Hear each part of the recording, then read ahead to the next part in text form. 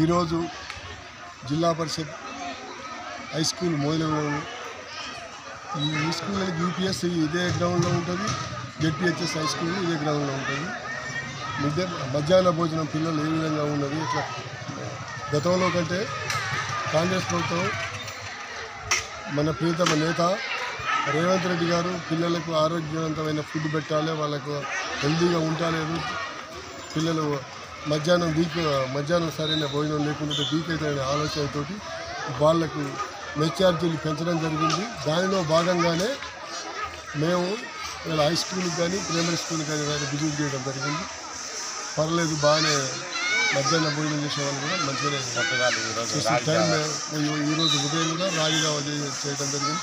పిల్లల్ని కూడా అడిగితే హ్యాపీ అయ్యారు, వాళ్ళు కూడా భోజనాలు మంచిగా చేస్తారు.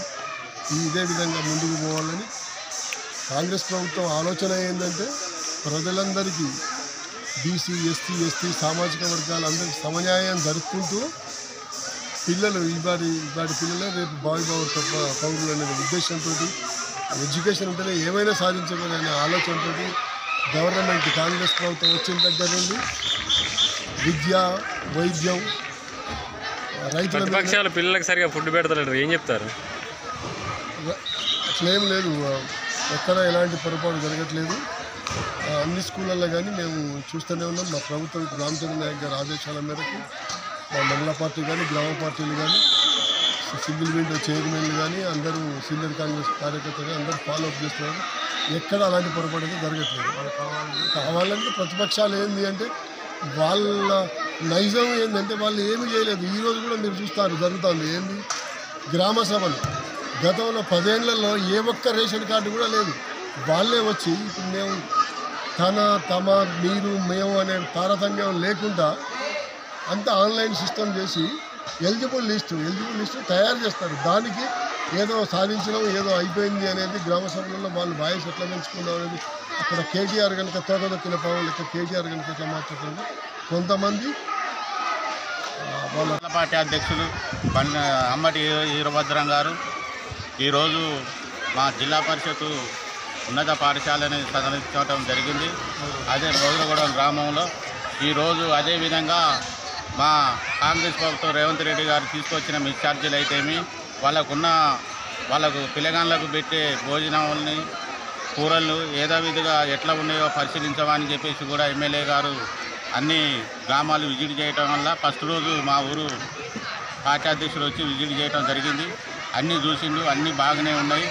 ఈరోజు పొద్దుగాల వాళ్ళకు అంటే వాళ్ళ రాగి జావ పొద్దుగాల వచ్చినప్పుడు వాళ్ళు ఏం తినుకుంటూ వస్తారు, మధ్యాహ్నం వరకు వాళ్ళు పిల్లగాళ్ళు ఆగలేరని చెప్పేసి మార్నింగ్ రాగానే పొద్దుగాల ఏదో ఒక టిఫిన్ రాగి జావ ఇవ్వటం జరిగింది.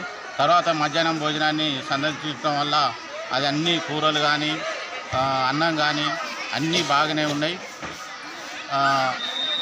ఇంకోటి ఏంటంటే రేపు పొద్దున మొన్న అంతకుముందు అన్ని పాఠశాలలల్లో ఏంటి అంటే మిస్ఛార్జీలు రాక అంతకుముందు ప్రభుత్వం పెండింగ్ బిల్లులు ఉండే, ఆ పెండింగ్ బిల్లులు కూడా చెల్లించి మళ్ళీ మిస్ఛార్జీలను పెంచి వాళ్లకు యథావిధిగా మంచి భోజనాన్ని అందించినందుకు కాంగ్రెస్ ప్రభుత్వాన్ని మేము అభినందిస్తూ రేవంత్ రెడ్డి గారి కృతజ్ఞతగా మేము చెప్తున్నాం.